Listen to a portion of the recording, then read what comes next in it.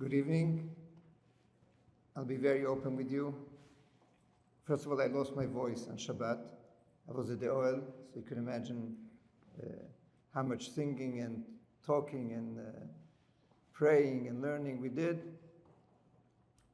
And point number two is I have a flight very soon. So after I finish speaking, I'm going to run out. So hopefully we'll be back and we'll have more time to Farbring. Rabbi William suggested maybe you come for the Farbring, and I said I wish. That's what I love to do, to Farbring. Speeches is not my fun way of discussing and speaking and interacting, but I'll try my best. When we think today about the Rebbe,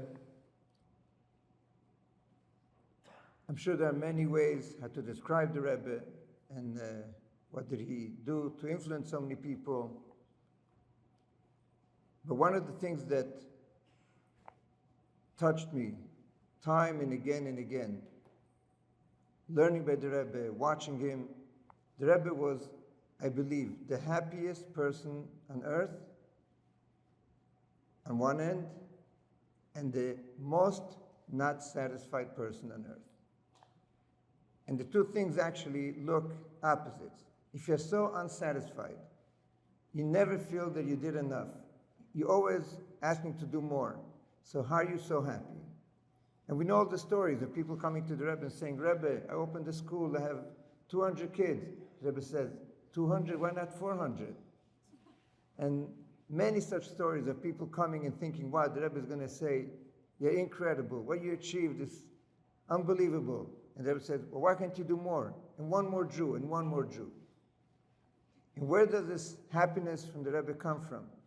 The Rebbe sadly had no children, suffered terribly throughout his young years.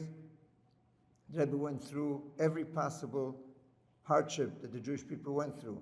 Communism, Holocaust, seeing the assimilation, his family being killed and persecuted.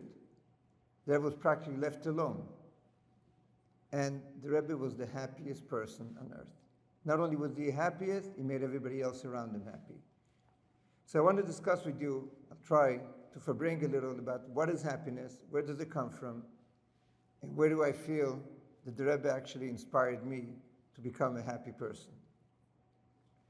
So, first of all, I'm from Italy, for those that don't know. So everything by me is a soccer game. And what is the happiest moment for a young child in Italy? Is winning a soccer game, right? Because you have a team that is challenging you and you're able to play better than them. And this is really the source of happiness, is overcoming certain challenges. Even though you think happiness will come by buying something or being, the richest or the most beautiful or whatever, actually it doesn't work. It doesn't work, and if it does work, works for a very short time. But actually looking back and looking at the achievements that you're able to do, something that you're able to overcome, and you're able to do more and more and more, that actually gives you happiness.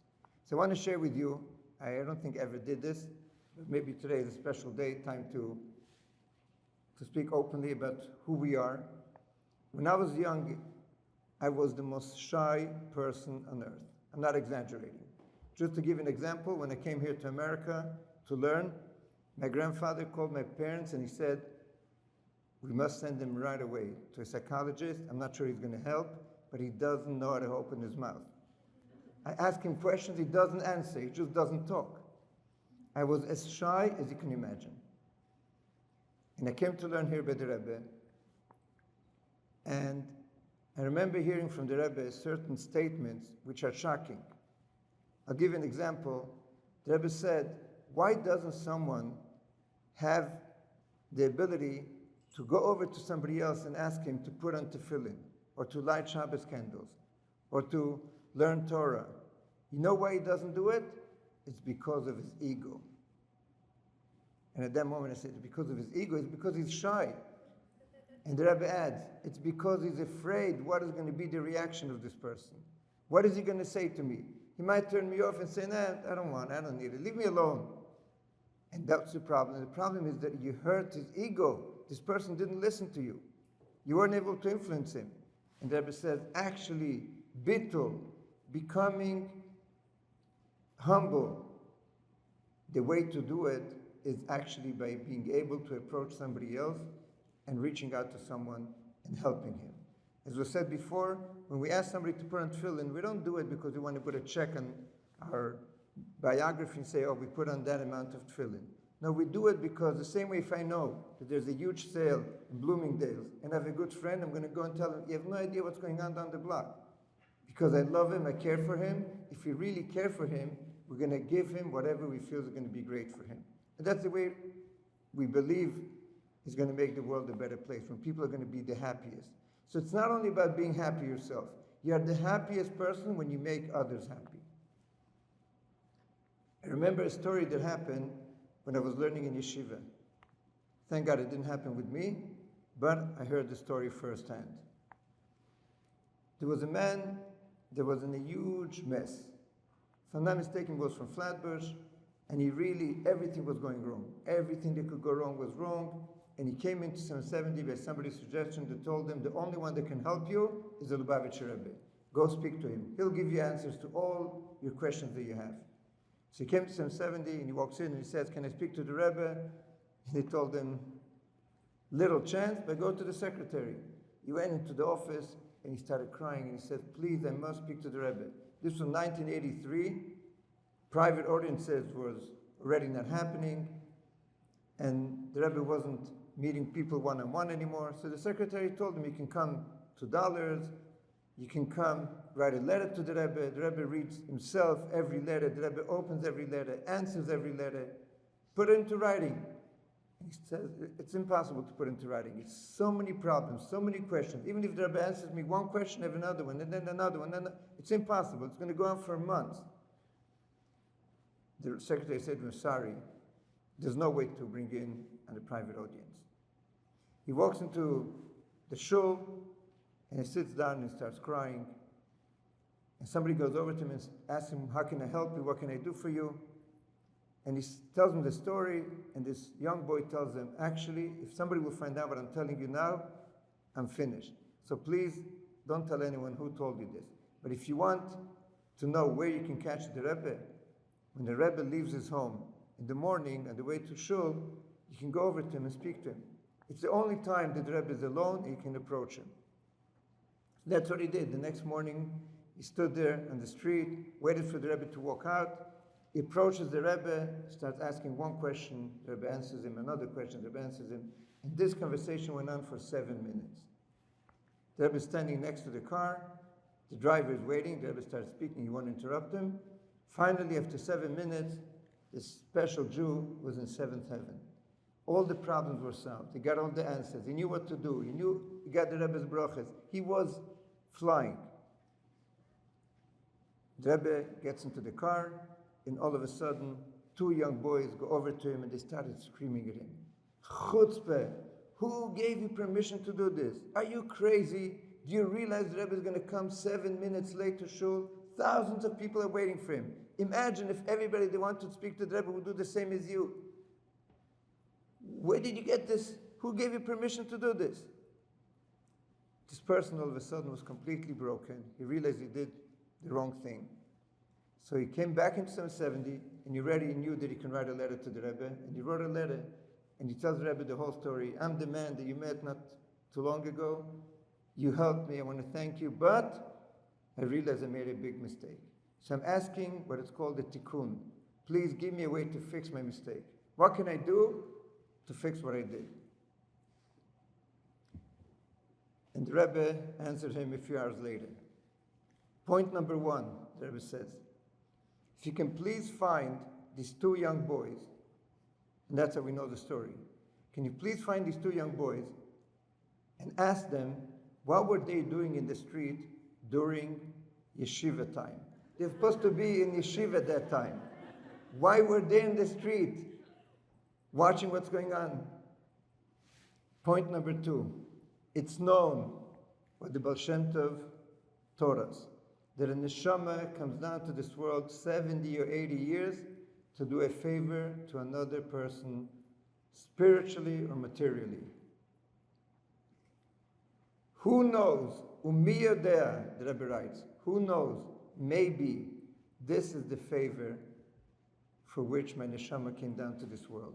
And these young boys wanted to take away from me the possibility to fulfill my mission in this world. We all know what the Rebbe achieved. We don't know what the Rebbe achieved.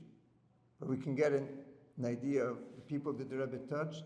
And the Rebbe sees one single Jew. And he says, maybe, mi yodea in Kabbalah is actually a very high level of the hidden knowledge. Who knows, maybe this is the favor that I was supposed to do why I came down to this world. And I remember hearing the story at that time, and I really realized that it's actually, we are here not about our ego. It's not about ourselves. It's not about my comfort, and it's not about my career. It's about my mission. What am I here in the world for? I'm shy? Yes, I'm shy. But I'm not going to fulfill my mission if I'm going to continue being shy. Why am I shy? Probably because I have an ego. At the end of this last conversation, I don't know if you heard, I'll repeat it again just in case somebody didn't hear. What every one of us understands, that the biggest revenge, they mentioned this couple, Sasha and Sapir, Sasha Trufanov and Sapir Cohen, who pushing them, that's it, time to get engaged, time to get married. Actually, on Thursday, they went to the Ohel and they wrote to the Rebbe, that's it, we're getting engaged. And he walked out and were mazel tov and all of that, but he still didn't give her the ring, still didn't propose, but they were by the Ohel already. But for us, the biggest revenge, and what happened on October 7th, the bigger revenge to all our enemies is building a Jewish family. So actually, I would suggest to Rabbi Wilhelm, close the doors, and nobody leaves here alone.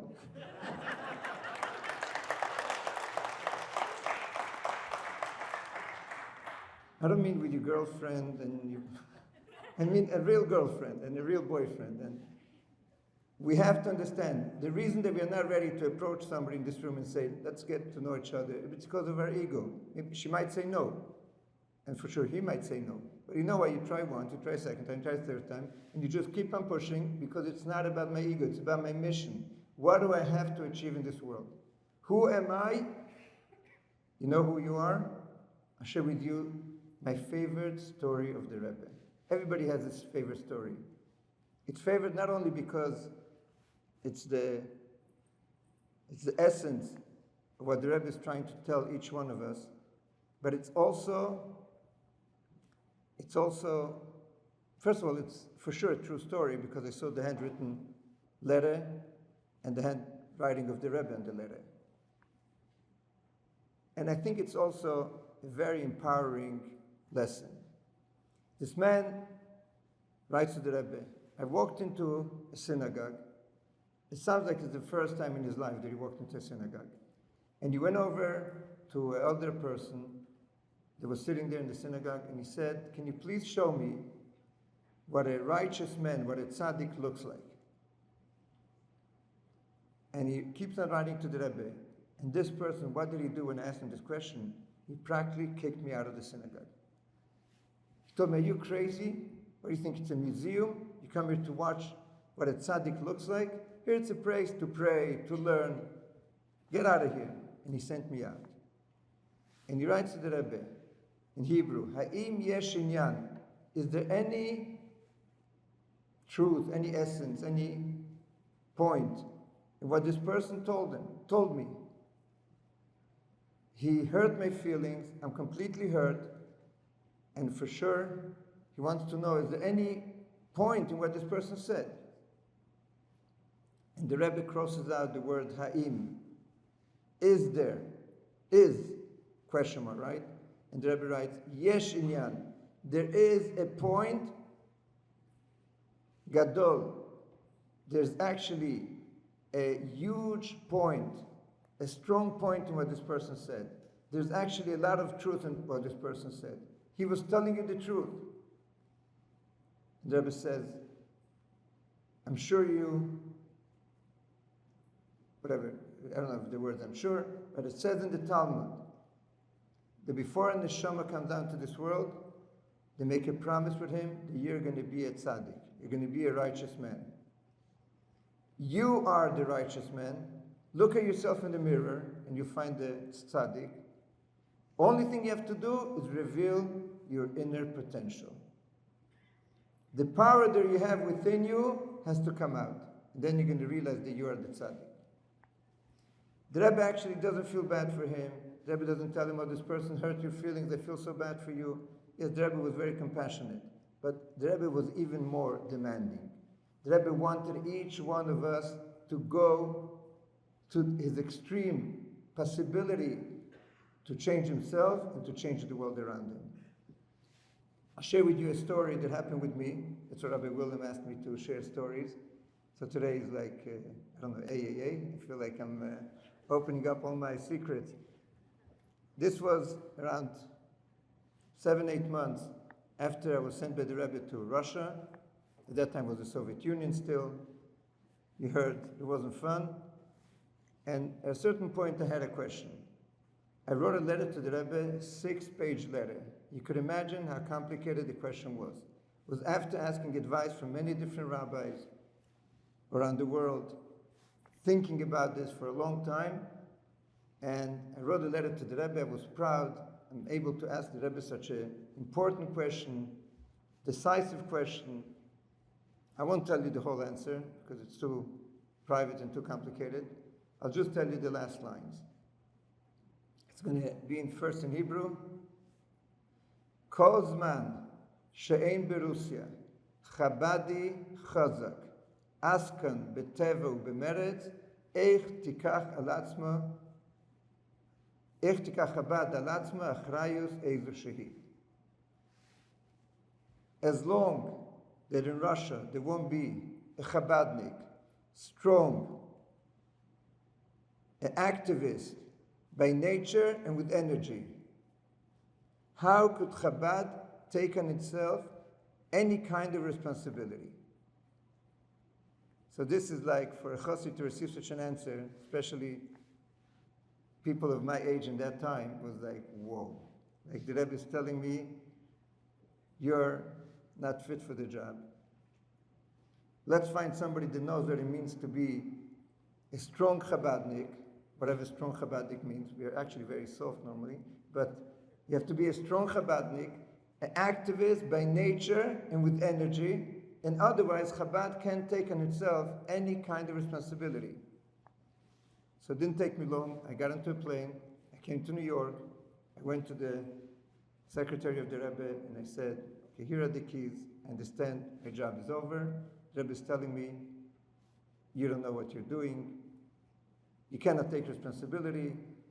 We need somebody that knows what he's doing and he could take responsibility. Somebody who's going to be an activist by nature, with energy, a strong person.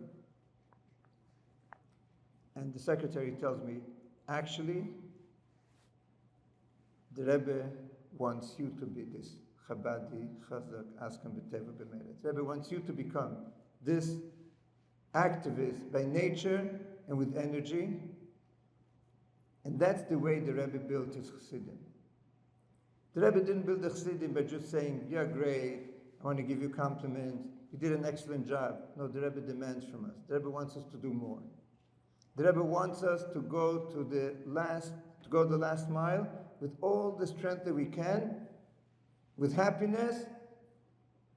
That should be our nature, to be an activist, and with energy. And then I woke up. Then I realized, you know what? We're not here to play games. The Rebbe didn't send us just to be the nice guy. Sometimes you have to demand from Jews. Sometimes you have to close the doors and don't let anybody out. And sometimes you have to push yourself to wake up what you can do. You could become somebody very strong. A Chabadi by nature is somebody that cares for others. So do it with energy. Do it by nature. Don't just, have an easy day. So, till last week, I always knew that the Rebbe demands from us always to grow and to grow and to grow and to grow. We all know the Rebbe always said, if you made $100, the Talmud says, you're not satisfied. You want $200. If you made 200, we just heard that Loeb said your dream shouldn't be to become rich. Yes, your dream should be to become very rich and support Chabad and make sure another Jew has a pair of tefillin or another synagogue is going to be built or a mikveh. We need all of you to become very rich, married and rich. They say, happy wife, happy life. If you're rich, your wife is going to be happy and everything's going to be happy. So, actually, I always knew that the Rebbe wants us to keep on growing. And that's probably the reason why the Rebbe is never satisfied. Because time goes by and you have to grow. We all know what the Rebbe said about Hanukkah. Yesterday you lit 1 candle, today 1 is not enough. Today you have to light 2. Tomorrow, 2 won't be enough. For today, 2 is great, but tomorrow you have to add 1 more. Malin Bakodesh. You have to keep on growing. And if you're talking about holiness, that's the only way. You cannot go down. In Russia, they say, it's a Hasidic saying, the life is like a bicycle. If you're standing one place, you're going to fall. If it's easy and you're moving, you're probably going downhill. If it's tough, means and you're moving, then you're going uphill. So it's all about the whole time we are moving, we're growing. The Rebbe spoke about this idea thousands of times, and many, many different lessons that we can bring out of the Torah. Last week's Pasha, this week's Pasha, always is about growth, more and more and more. It's always new. Tomorrow has to be better than today. By Chassidische Verbringen, normally at the end of the Verbringen, the Mashpia, the teacher says, okay, everybody together. Morgen wird sein gar anders. Tomorrow will be incredibly different. Tomorrow is going to be a different day altogether. There was once a boy in yeshiva, and when they used to come and wake him up, he used to take his pillow, go under the pillow and say, tomorrow is going to be way different. And we have to say this at night before we go to sleep. In the morning we have to wake up like lions. Am kilavi yakum. What does Rashi say? People that they wake up and they grab the talis, Shema Yisrael, the tefillin. That's who we are. We are people that every day we wake up and want to do more and more and more. And that's the way I always knew the Rebbe taught us. Every day, more and more and more. And around 10 days ago, I heard the Sikh of the Rebbe. The Rebbe is discussing what is called Shivat Yemei Miluim. 7 days when you can fulfill and make up for the sacrifices that we had to bring at the time of the Beit HaMikdash. So in the time of the Beit HaMikdash, every holiday you had to bring the Korban Re'iyah, the sacrifice, because if you're so happy, so excited, you came to the Beit HaMikdash, you brought a sacrifice. So you can do it really on the first day, but the Talmud says you have 7 days, Shivat Yemei Miluim. The Rebbe asks, why is it 7 days of making up, bringing the Korban? You should say you have 6 days to make up. The first day, you have to bring it. You have to bring the sacrifice. And then you have 6 days to make up. Why is it 7 days of making up, of bringing the Korban? And the Rebbe gives an incredible answer. We are talking about a Jew that on the first day of the Yom Tov, of the Chag, came into the Beit HaMikdash and he didn't bring his Korban. He didn't bring the sacrifice. He walks out and 3 hours later he says, am I crazy? I was there. I didn't fulfill the mitzvah. Velo yero panareikam. I didn't come to God with a sacrifice. And he said, I must make this up. I'm going to go back now. I'm going to get a sacrifice and bring it back to the Beit HaMikdash.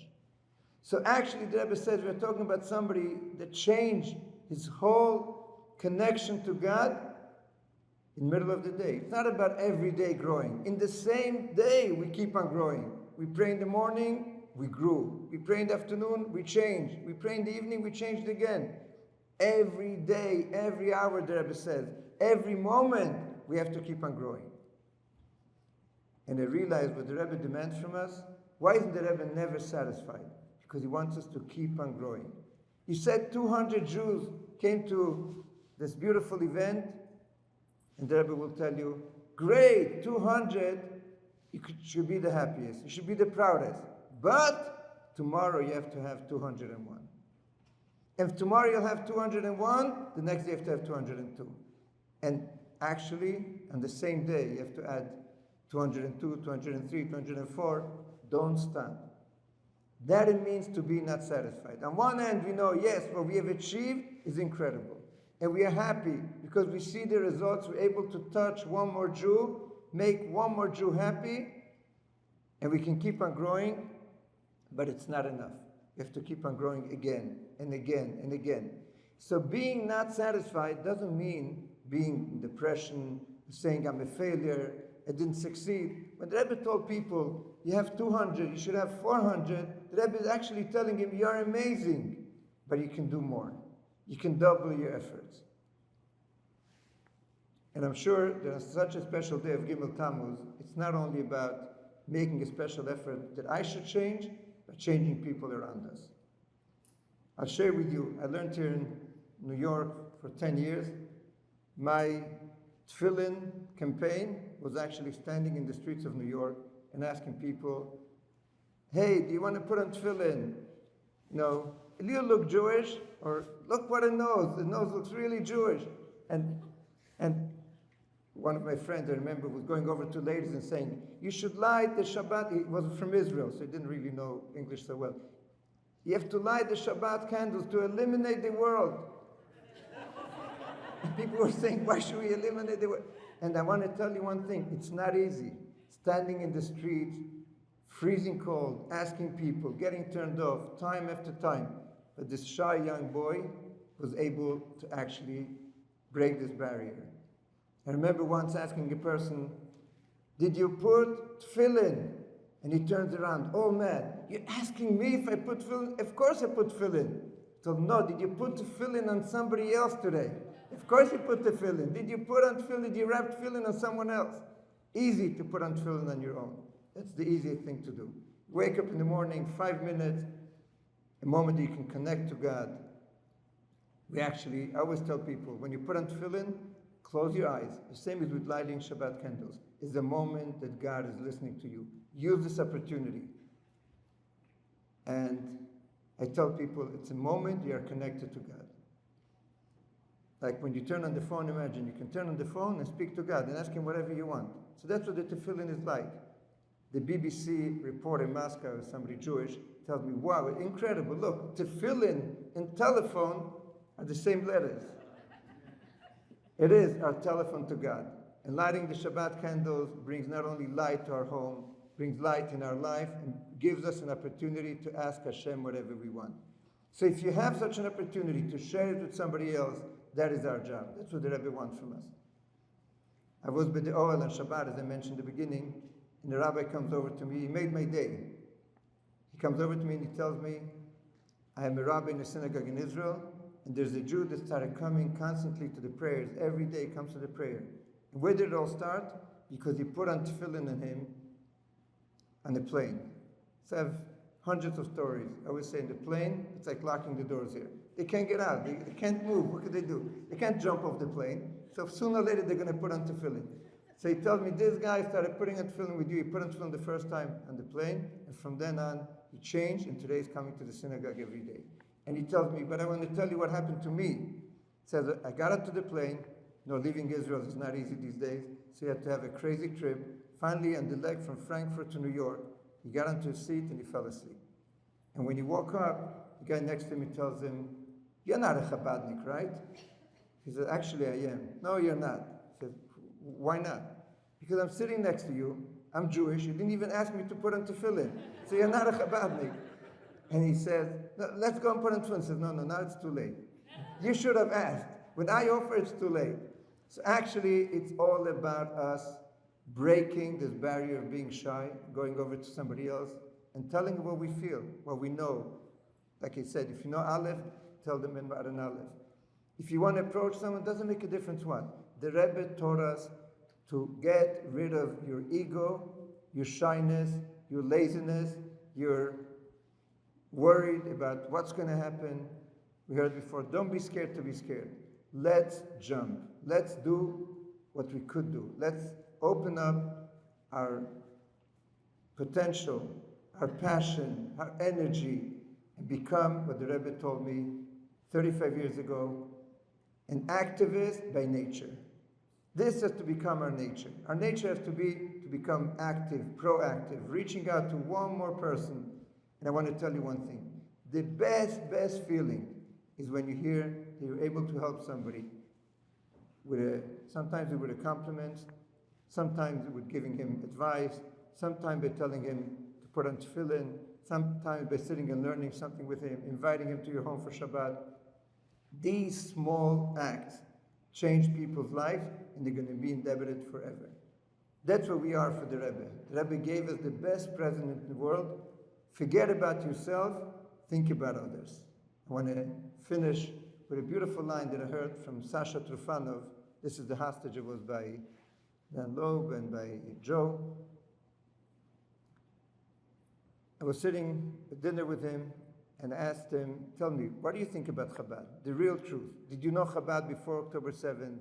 Did you see Chabad now? He says, actually, in Israel, I did not see Chabad.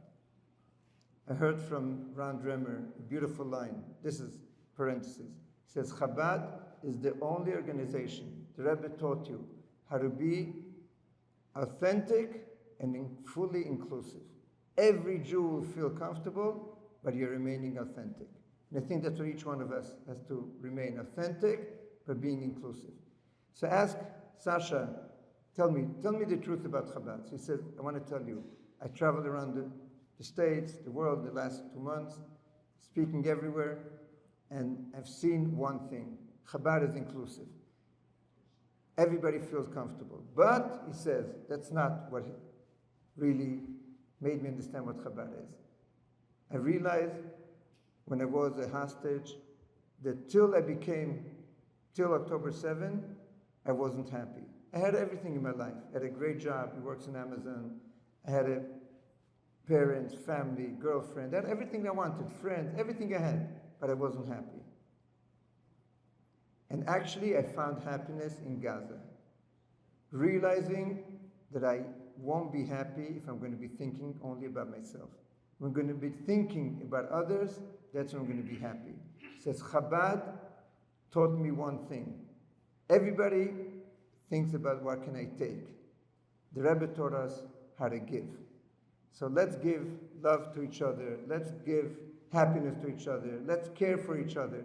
Giving the gift that the Rebbe gave each one of us, making somebody else happy is going to make us happy. So I want to wish all of you that very soon you should be the happiest by making your soulmate happy.